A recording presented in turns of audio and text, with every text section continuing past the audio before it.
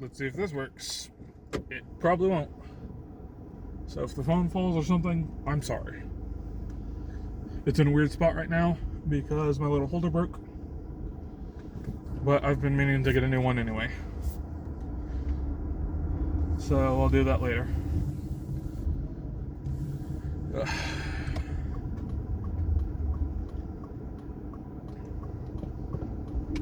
I don't know what I wanted to talk about.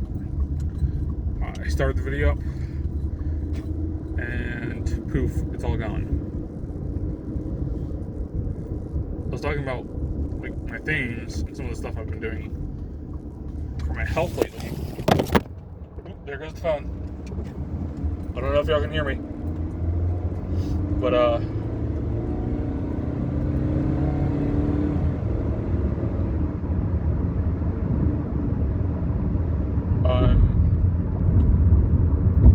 still have no idea what I was going to talk about, so I'll talk about D&D stuff instead. That was the original idea behind this, but who boy is that gone. I think I've actually successfully put out a single D&D video. So I'll make up some more instead.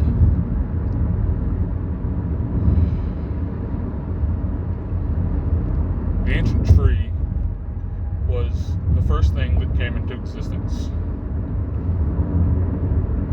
The oldest and the newest growths all come from this tree.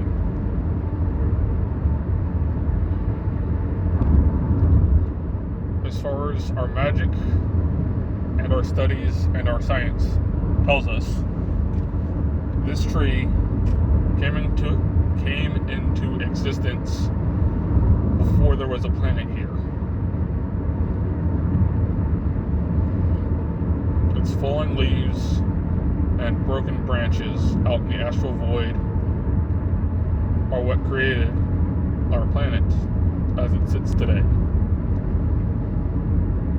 As the branches and leaves decayed, they made our dirt. Small amounts of sap dried, and the water in them evaporated. This became the first water on our planet and started our cycle up.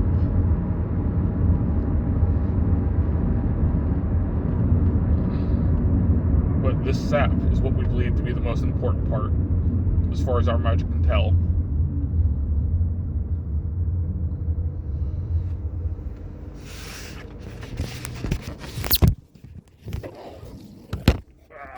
Hopefully that works better. The sap is what we suspected life sprang from. Some form of magic is inherent in this sap, from whatever powered the tree at first.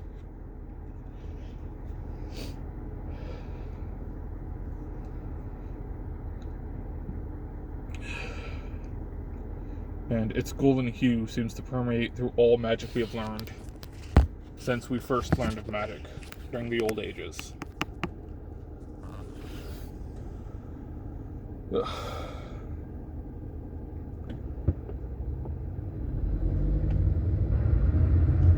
It is suspected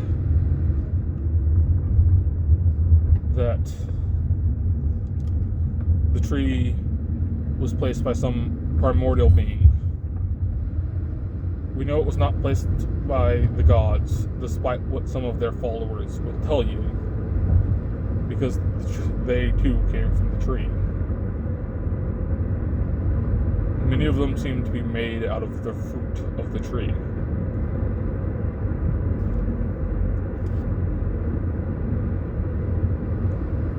And perhaps more gods will be made from its fruit that grows even now. We don't know what sustained the tree before there was life down here at its roots. But even still, it survived long enough to create its own environment.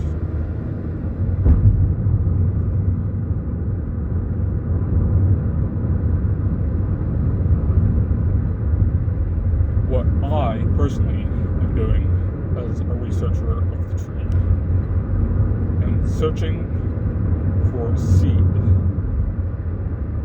or sapling of the like. Because as far as we can tell, all plant life comes from the tree, but none of it is the same type as the tree.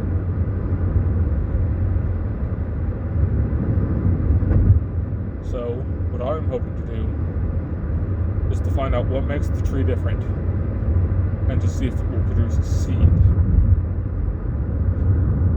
Maybe it will, maybe it won't.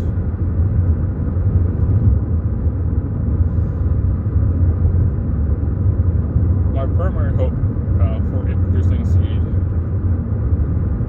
is so that it can be taken out into the astral sea and slowly be grown, and slowly grow into a new tree.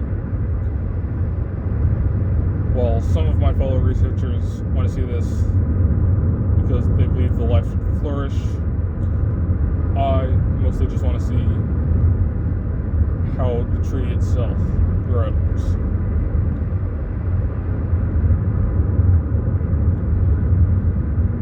My companion, Elena, wishes to study the pathing of any life that develops beneath the tree, in the hopes that it will give her insight into the path that our lifing took to produce us. Because a few other researchers in a different school discovered that the probability of us as elves, as humans, as orcs, as goblins, as dwarves, as every other bipedal sapient race coming to exist is 0. Not some small number, not a decimal, 0. Absolute 0, in fact. The gods themselves are even included in this fact.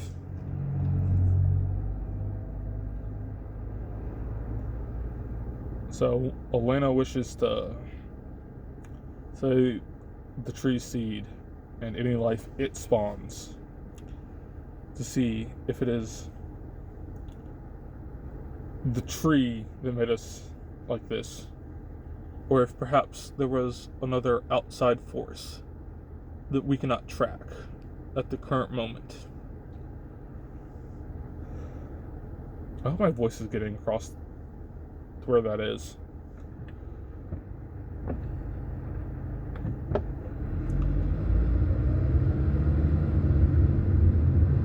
We know that the seeds are not found in the fruit, because the fruit seems to only produce divine energy as we understand it right now.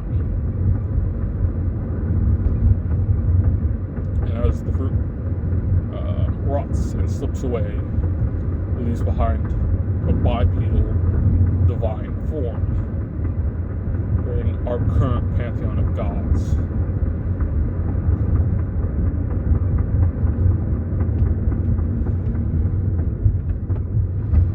I have, through some associates, spoken with some of the older gods in our pantheon,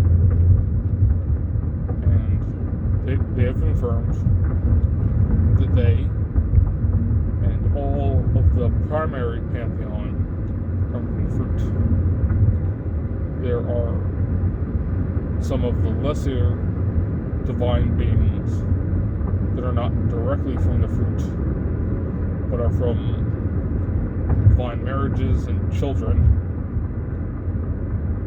an expected result, and of mortals slowly gaining power, whether from the tree the fruit a god or some other outside source, solely granting them power to become a divine.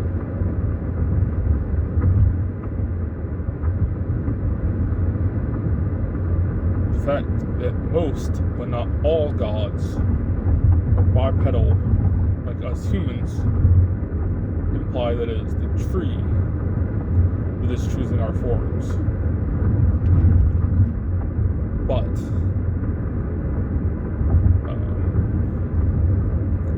Talistan, the eldest god, who is a quadrupedic, fish-like creature, that being what appears to be some form of aquatic-based four-legged animal that spends the majority of its time underwater, but can leave the water if it so chooses, confirms that the first humans appeared beneath the tree before the first god was created as bipedal. And as far as he is aware, he being a generic term in this case, his species not having a defined concept of gender,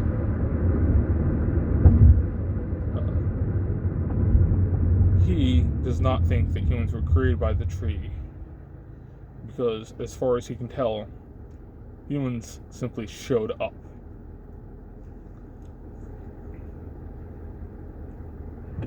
And from humans, so did orcs, elves, goblins, dwarves, and all of the other bipedal races.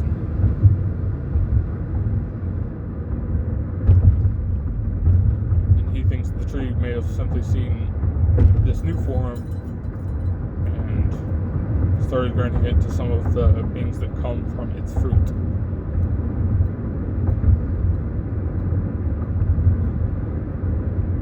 Elena believes, independently of the school and research facilities' beliefs, this means some form of outside party either placed humans here or created them.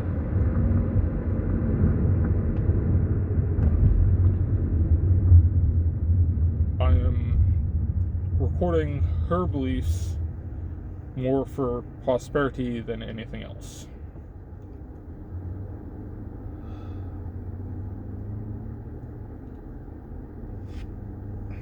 I myself do not particularly care how the various bipedal races came to be. I am more interested in how plant matter, what I believe to be plant matter, rather, I'm unsure of what the tree truly is. But what I believe to be plant matter survived in the astral sea with no form of nutrients, light, or water. The first forms of light are recorded well after most of our current pantheon were born. Meaning, the tree is not the source. The tree may be the source of light, or perhaps one of the gods, and they just have not yet claimed credit. But this means that the tree well predates the sun, as we currently know it, at least.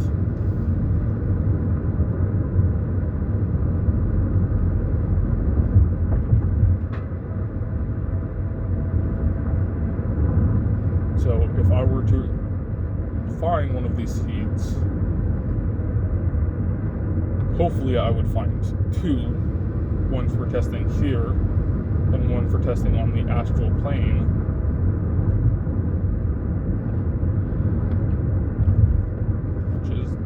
That would be the desired result.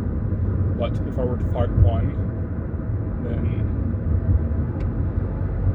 as many notes as could be taken in a reasonably small amount of time will be recorded about the seeds before it will be placed into a relatively empty area of the astral sea.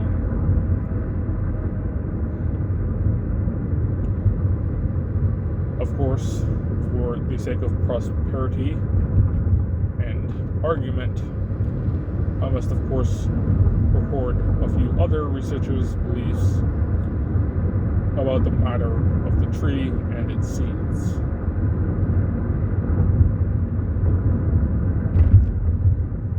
Researcher Wharton believes that not necessarily just the gods, but all of the bipedal, self-aware races that currently walk underneath the tree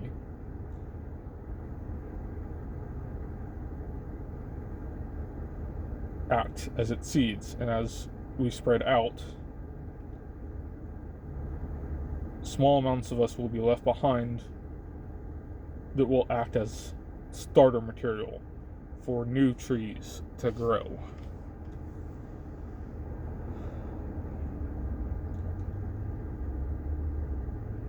This is personally difficult for me to believe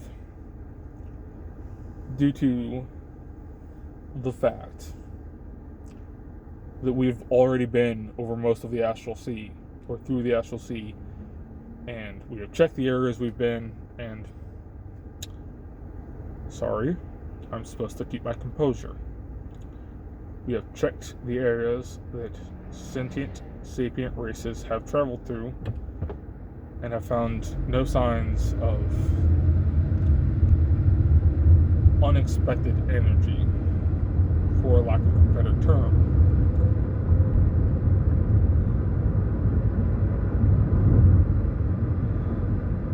Which is what you would expect to see if there were something kickstarting the growth of a new tree there.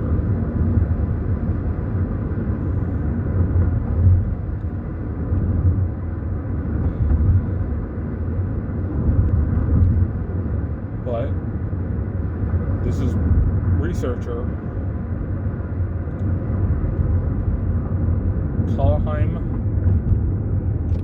Phonesworth signing off.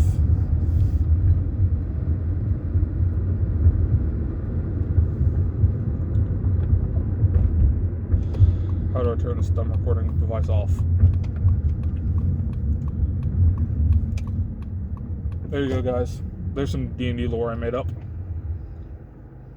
Even if it does seem like I'm just vaguely recreating the Norse myths of Yggdrasil, or however you say the tree's name. But that wasn't what I had in mind. I don't know if I'm going to do anything with this, and the two names at the end were supposed to be Futurama jokes, in case you didn't catch it. Phonesworth instead of Farnsworth, and Wordtum instead of Wormstrom. But bye.